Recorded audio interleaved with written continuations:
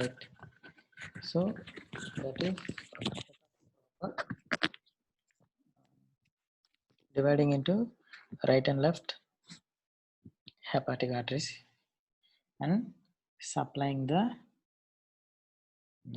supplying the right and left lobes of the liver. You see, this is the celiac trunk, right? Common hepatic proper, like that. Coming to the next branch of the splenic, celiac trunk. Okay, we have left gastric artery, we have common hepatic artery, and we have splenic artery. This is remarkably tortuous. Okay, remember that word. The splenic artery is remarkably tortuous. It runs horizontally to the left along the upper border of the body of the and tail of the pancreas, crosses in front of left suprarenal gland and anterior surface of the upper part of the kidney to enter the iliorenal ligament, through which it reaches the hilum of the spleen. We'll see that the course. Right. Okay, we have already said this is the head of the pancreas, body and tail of the pancreas, right? So this is, here is the celiac trunk, okay, giving off its 3 branches, and that is the splenic artery, right over there, right?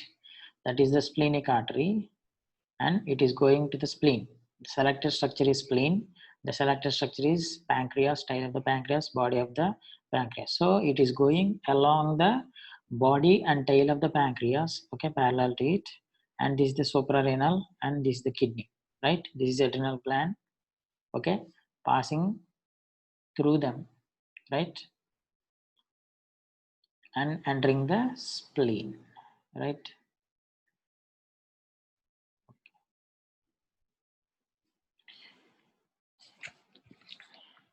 Here it divides into 5 or more segmental branches which enter the spleen to supply it, okay, right? So this is the splenic artery, okay. This is the body and tail of the pancreas. You see how tortuous it is, okay, giving off 3 to 5 branches, right? The splenic artery, in addition to the terminal segmental branches to the spleen, gives off following branches. Pancreatic branches. It gives the numerous and supply the whole of pancreas except the head, right? Remember that. The named pancreatic branches are large and constant. Okay, some branches are named, some are unnamed because they are very small. So the dorsal pancreatic artery, remember that. Dorsal pancreatic, great pancreatic artery, also known as arteria pancreatica magna. Right? Dorsal pancreatic artery usually arises from the splenic artery near its origin. The pancreatic magna, which enters the body of pancreas and runs along the main pancreatic duct. Caudal pancreatic arteries, which supply the tail. So the pancreatic branches anastomose freely with each other, and one of these is termed inferior pancreatic artery. Right? So you see, dorsal pancreatic artery. Okay, this is the dorsal pancreatic artery. Arteria pancreatica magnus. Okay, this is great pancreatic artery. And this is caudal tail. I'll show you. Okay, coming. This one is dorsal pancreatic artery. You see, selected structure is dorsal pancreatic artery. That is dorsal pancreatic artery supplying the pancreas. You see, this is dorsal pancreatic artery, right? And have the perspective, always have the perspective, right? So at the start of splenic artery, giving dorsal pancreatic artery, and this one is great pancreatica magna, okay, that is pancreatica magna, okay, supplying the body, right? Selected structure is pancreatica magna, coming to the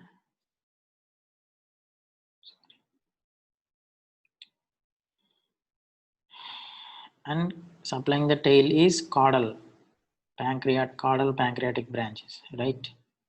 So at the start of the splenic artery is dorsal pancreatic artery, and supplying the body of the pancreas is the pancreatica magna, right? And supplying the tail is caudal, right? That is caudal. So I hope you got the points, right?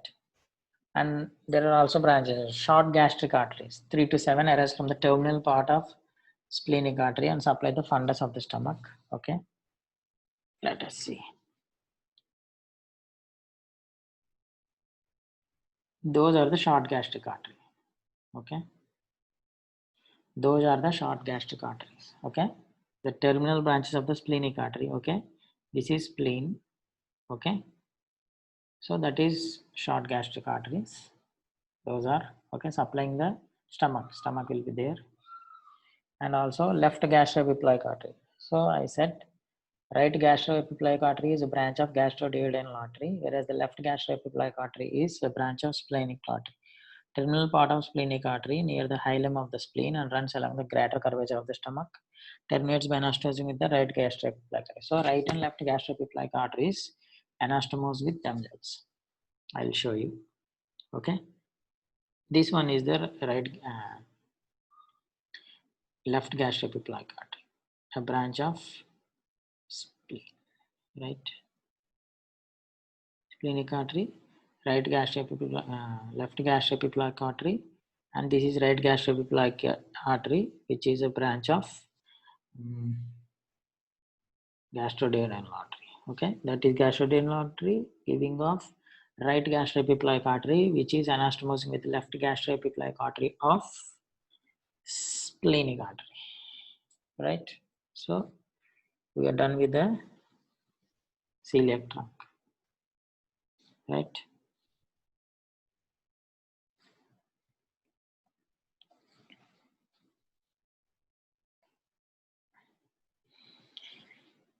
So if you go through the diagram, it is splenic artery, tortuous splenic artery giving off short gastric arteries, right?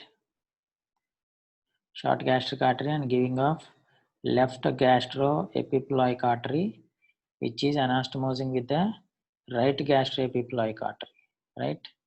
Right gastroepiploic artery, which is a branch of gastroduodenal artery. Okay, branches of gastroduodenal artery are right gastroepiploic and anterior pancreaticoduodenal arteries, right? And also, I want to show you. This is dorsal pancreatic artery, dorsal pancreatic, and this is pancreatica magna, and this one is caudal. Okay, remember like that. So we are done with the celiac trunk, right? Left gastric artery, common hepatic artery, and splenic artery. Splenic artery is the biggest of these three. This is the small. Left gastric artery is the smallest of this. So all of the celiac trunk, which arises from the ventral aspect or anterior aspect of the abdominal aorta, right? Abdominal aorta supplies the viscera, right? So again, this is celiac trunk. Okay, left gastric artery, common hepatic artery, splenic artery, right? Left common hepatic artery giving rise to gastroduodenal artery, right? Hepatic artery proper, and which again divides into right and left. Splenic artery giving rise to short gastric arteries, pancreatica magna. Okay, this is pancreatica magna, and this is dorsal pancreatic artery, and this is caudal pancreatic arteries. These are, this is left gastroepiploic artery. So go through the number of times, the pictures, images and all, you'll definitely remember that. So this is abdominal aorta, right? Aorta. Okay. So this is celiac trunk. Okay. Only this part is the celiac trunk. You see, this is common hepatic. Like, see, celiac trunk. Okay. This is splenic artery.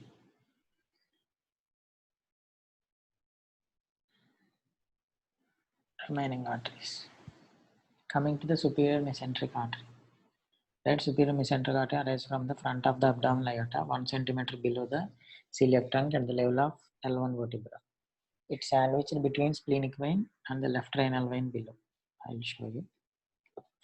You see, so far we have covered the celiac trunk here. Okay, here it is the superior 1 centimeter below at the level of L1. Okay, that is the superior mesenteric artery going down there. Okay, but we are, so this is the origin of the superior mesenteric artery, and this one is splenic vein, and this one is renal vein. Okay, splenic vein, you can see that splenic vein, and renal vein, you can see it is going to the kidneys, right? So the superior mesenteric artery is sandwiched between, you see, you can clearly see now, right? So splenic vein and renal vein, sandwiched between splenic vein and renal vein. You see, this is the superior mesenteric artery, whereas this one is the inferior mesenteric artery. Okay. You see, superior mesenteric artery.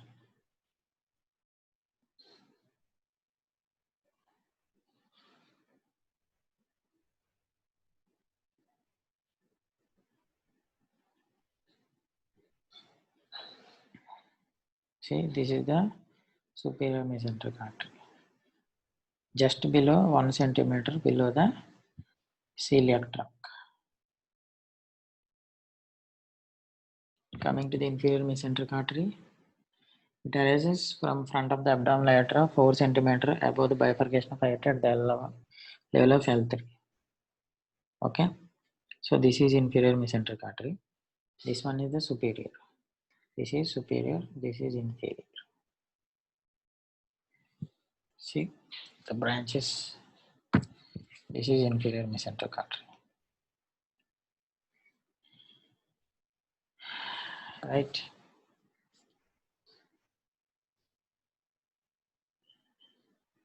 So this one is the superior mesenteric artery, whereas this one is the inferior mesenteric artery.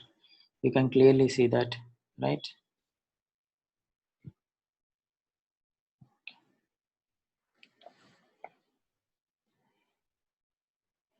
So if you see the aorta, this is the celiac trunk.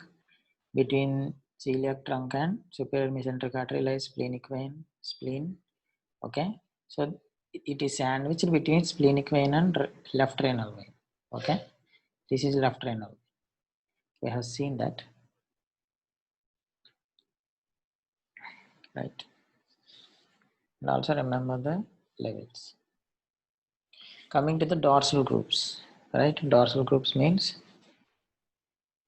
posterior groups. They are inferior phrenic arteries, lumbar arteries, and median sacral artery. They arise from the posterior part of or dorsal part of abdominal aorta, right? Inferior phrenic arteries, these are the first branches of the abdominal aorta. Okay, even before celiac trunk, just above the celiac trunk. They pass superolaterally over the crore of the diaphragm near the superior margins of the suprarenal glands, right?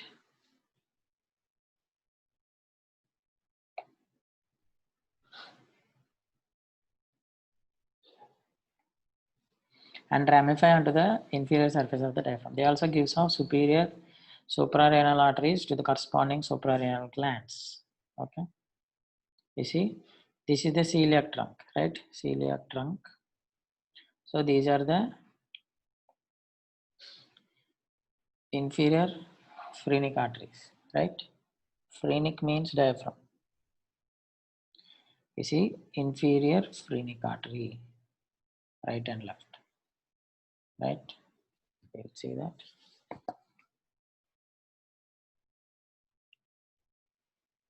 You can clearly see them here. These are the inferior phrenic arteries, right? This is celiac trunk, okay? They are arising above the celiac trunk, but dorsal aspect of the aorta and giving rise to the diaphragm, okay? They are supplying the diaphragm. You can clearly see that, okay? Okay.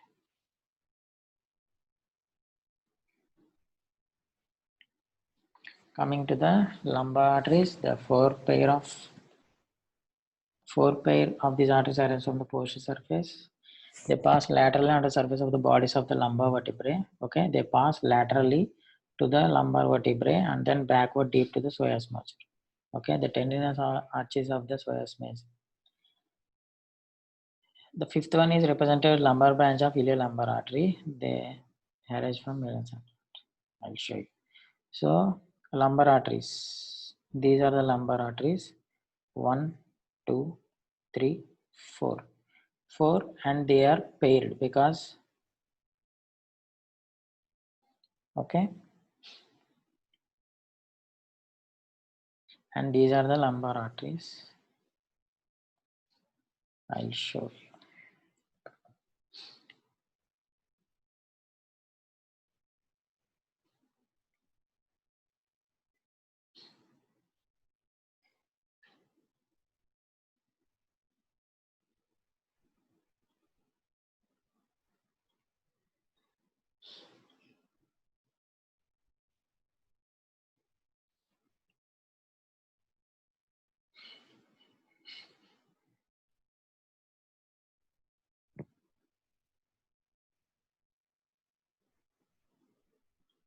Sorry.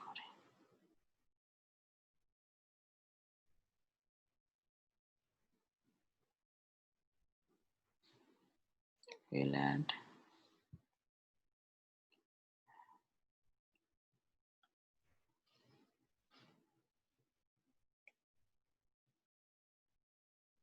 you see these selected structures, right?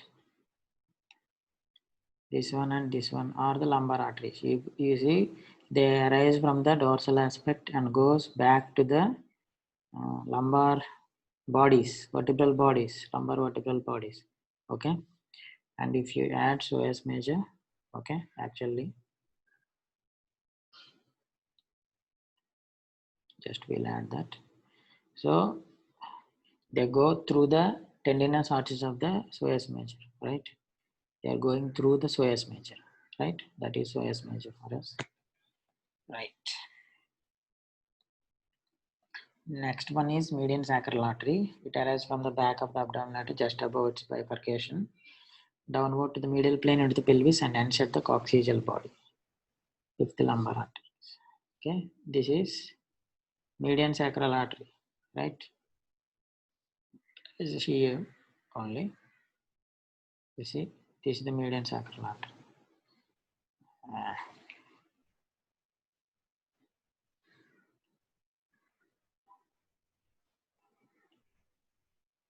I'll show you. We'll add that. Okay.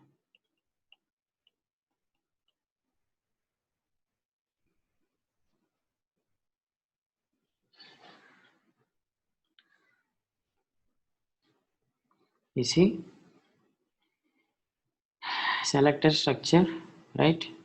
Arising at, you see, this is the arising point, okay? Descending artery. So it arises from there and going all the way to the coccyx, okay? And supplying the pelvic parts. Coming to the next lateral groups. They are paired suprarenal artery, renal artery, and gonadal artery, right? Suprarenal artery. So suprarenal gland has very diverse blood supply. Okay, what we are dealing the branch of abdominal aorta that is supplying the renal is middle suprarenal artery. Okay, I'll show you. Then again renal arteries and gonadal arteries. Suprarenal arteries, lateral branch of abdominal aorta rising just above the renal arteries, part of multiple vascular supply to the suprarenal. You see, this is the suprarenal gland. Okay, the inferior phrenic artery, the branches of inferior phrenic artery is called as superior suprarenal arteries. Branches of abdominal aorta are middle suprarenal arteries. Okay, and branches of renal artery, right, is inferior suprarenal artery. All these arteries supply the suprarenal gland, right? Inferior phrenic artery, abdominal aorta, and renal artery. You can clearly see that. Okay, these are the superior suprarenal arteries from inferior phrenic artery. Middle suprarenal artery is a branch of abdominal aorta. You can see the arranging here, right, from aorta, whereas the inferior suprarenal artery is arising from the renal artery, right?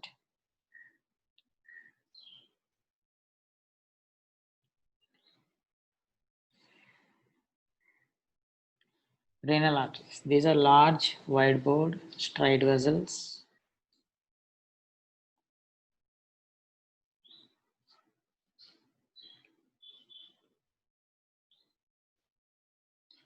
Wide-bored, straight vessels which arise at the right angles at sides of the abdominal aorta, just below origin of mesenteric artery, the level of L2. The left artery is slightly higher.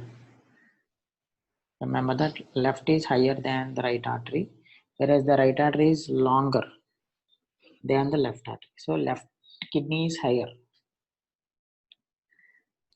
The right artery passes to the right posterior to the inferior vena cava and right renal vein to reach the hilum of the right kidney. I will show you.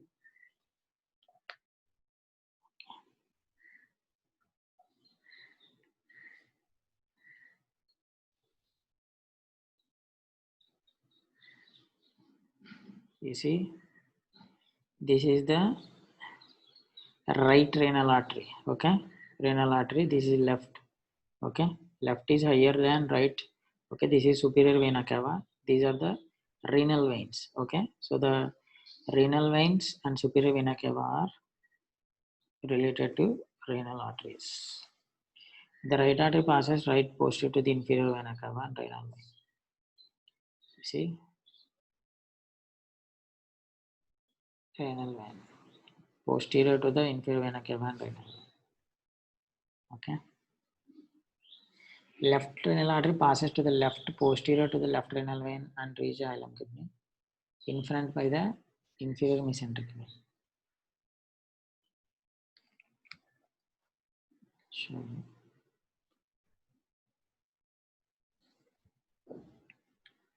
it goes.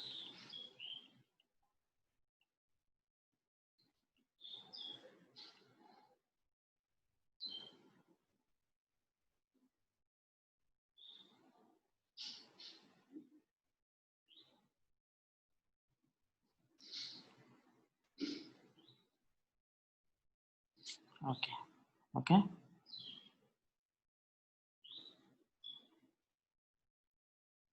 So these are the kidneys, and these are the adrenal glands, right? And arterial supply.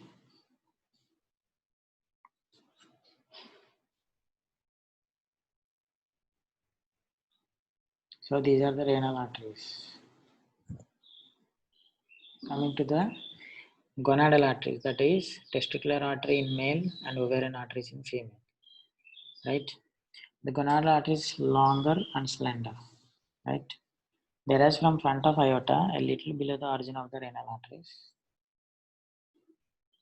Each testicular artery runs downwards laterally between ureter, posteriorly and intestines and mesenteric vessels anteriorly to reach corresponding deep inguinal ring. Show you.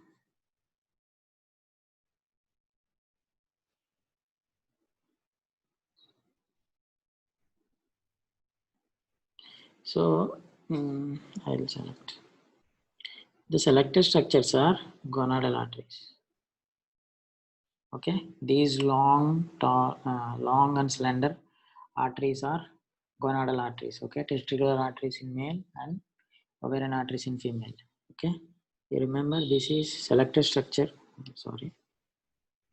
So this is ureter. Okay, they are passing in front of the ureter. Okay, right? They are passing in front of ureter. So I'll hide this also. Okay, they are passing in front of ureter. The right testicular artery lies anterior to inferior vena cava, os major, ureter, and external iliac artery. You can clearly see between, you see, right testicular artery, same as right ovarian artery, it lies in front of anteriorly, it has ureter, right? So as major, okay, inferior vena cava, and external iliac artery. That is external iliac artery, the selected structure. Posterior to the third part of duodenum and cecum. You see, this is the cecum, okay? Posterior to the cecum and third part of the duodenum, okay? You see, you can clearly see here from duodenum, posterior to the duodenum, okay? This all the way posterior to the cecum, but in front of external iliac, ureter, and inferior vena. The left testicular artery lies anterior to the same structures as the right testicular artery except inferior vena cava, but it lies posterior to the third part of duodenum, inferior mesenteric vein, sigmoid vessels, and ascending colon. We'll see them. You see, the selected structure is descending colon, right? This is inferior mesenteric vein. Okay, so the left testicular artery is related in front of inferior mesenteric vein, right? This is inferior mesenteric vein. This is descending colon, right? On entering the deep inguinal ring, each artery traverses the inguinal canal as a constituent of the spermatic cord. At upper pole of testis, it terminates by dividing into branches, supplying the testis and epididymis. I will show you. Okay, so you see, these are the testes, right? This one and this one. Okay, these are they're supplying by the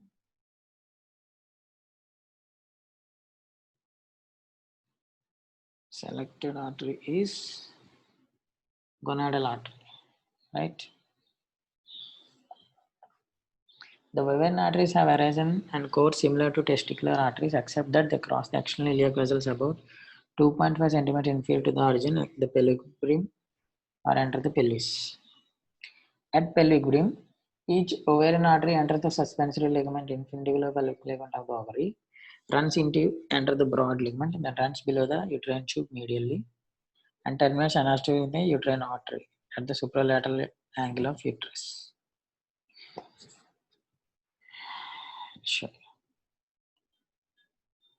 So this is ovary, this is fallopian tube, right? So this one is ovarian artery, okay? Whereas this one is uterine artery. The anastomos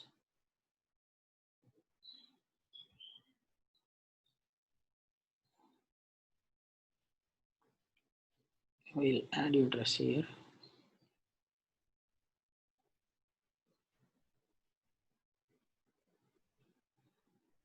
Okay. So you can clearly see. So this is the gonadal artery here. Okay, this is uterine artery. Okay, these two anastomos with one themselves, right?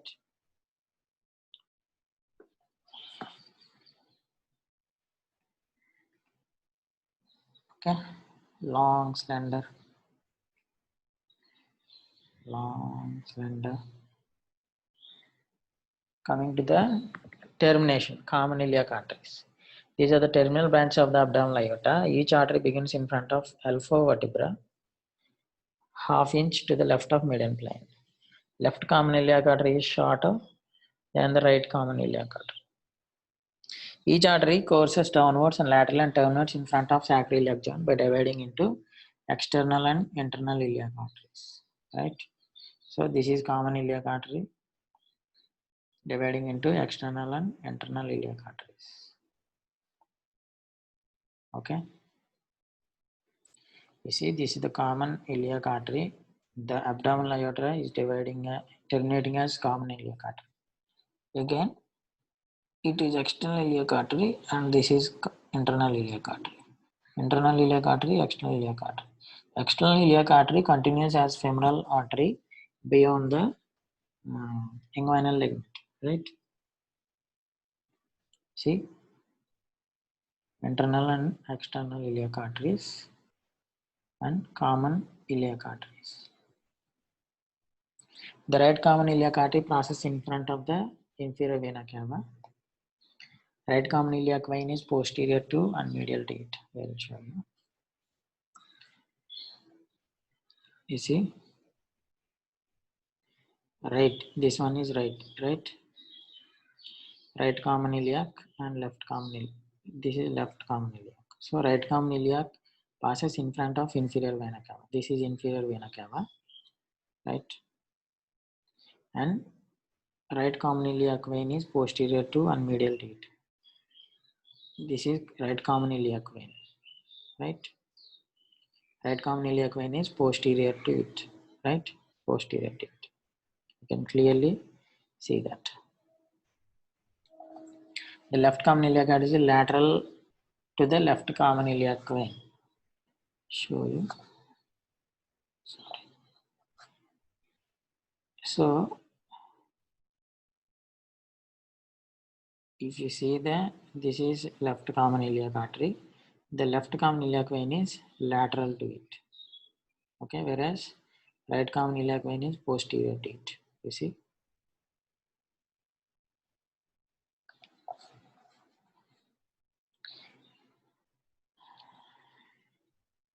External continuation of common iliac artery to mid-inguinal point where femoral artery. Named branch of external iliac artery are inferior epigastric and deep circumflex iliac arteries.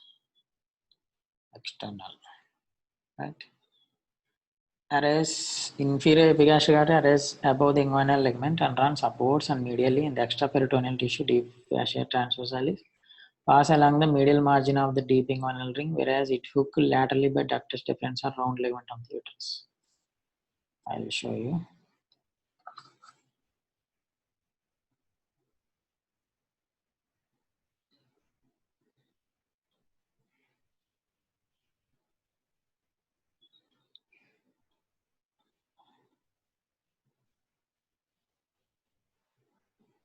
You see? Yes. So this is inferior epigastric artery and this is uterine ligament, round ligament of uterus. This is hooked by, this is round ligament of uterus. This is artery. Inferior epigastric is hooked by uterine artery. Yeah, sorry, uterine ligament. Okay. So external iliac artery, this is external iliac artery has two branches, inferior epigastric and this branch is deep circumflex iliac. At the lateral border of the rectus abdominis,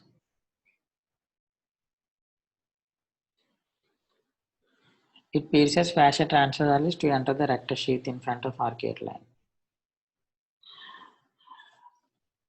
Show you. See, this is the rectus abdominis muscle, right? So it is passing in front of the rectus abdominis. You can clearly see, right? It goes into the rectus sheath. So this one goes into the rectus sheath, right? Inferior epigastric artery. You see, this is inferior epigastric, this is deep circumflex. Deep circumflex lateral opposite to the inferior epigastric artery and runs laterally along the posterior margin of inguinal ligament. On reaching the superior iliac spine, terminates by anastomose with the lateral circumflex femoral artery. See, deep circumflex iliac, and this one is inferior epigastric. And we have internal iliac arteries. These are the different branches. Right. Okay. So external iliac artery branches are inferior epigastric and deep circumflex iliac. Right. Coming these are the branches. Right. Celiac trunk. Right, which has again divides into three. Right. Left gastric, common hepatic, and splenic artery. Common hepatic is hepatic proper, gastroduodenal artery, and right gastric artery. Right and left, right, like that. Splenic artery has different branches. Okay, you prepare the chart. Right.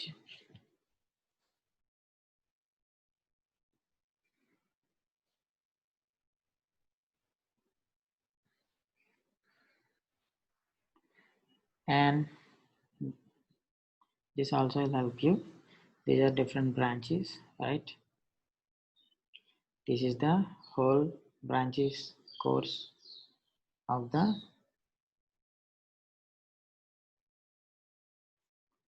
abdominal aorta. Coming to the applied anatomy, okay, pulsations can be felt at L4, right? Pulsation of the anterior abdominal aorta. Median plane on anterior abdominal wall at the level of L4, especially in children and thin built. The abdominal aorta can also be compressed at this side by a backward pressure, right?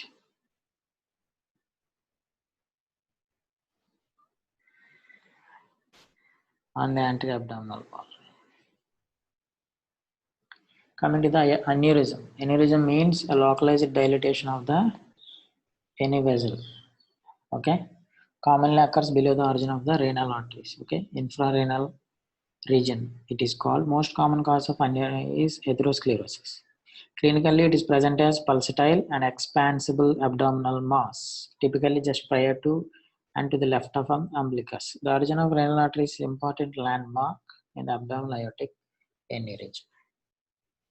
And also abdominal aortic stent graft, okay, as a treatment to the an abdominal aortic aneurysm is the dilatation of the aorta and generally tends to occur in the infrarenal region, right, below the renal arteries.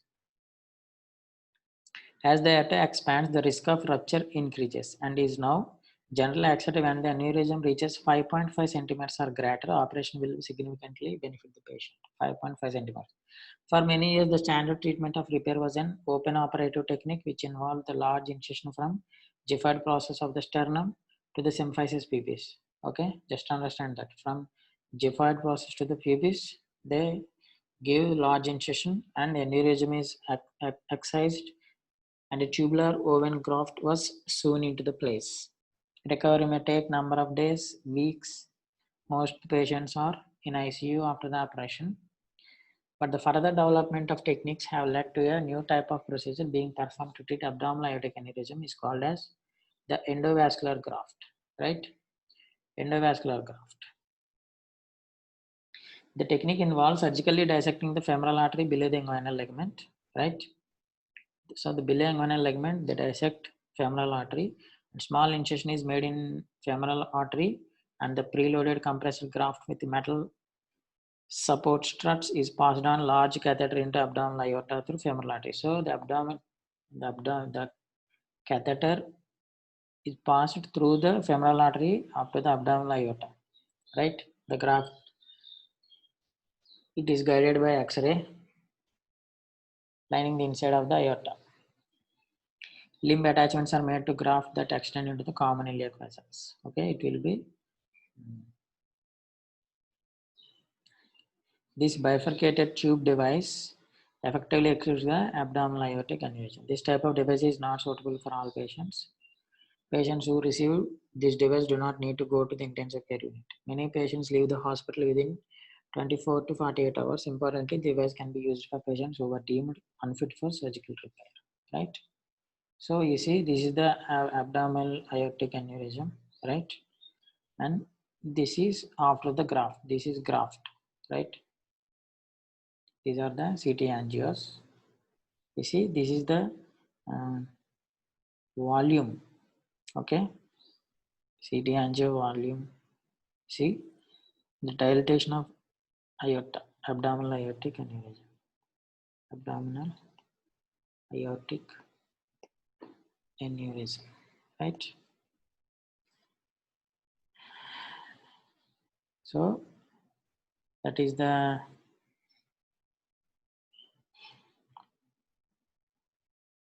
class today, right? If you have any doubts, let me know regarding abdominal aorta.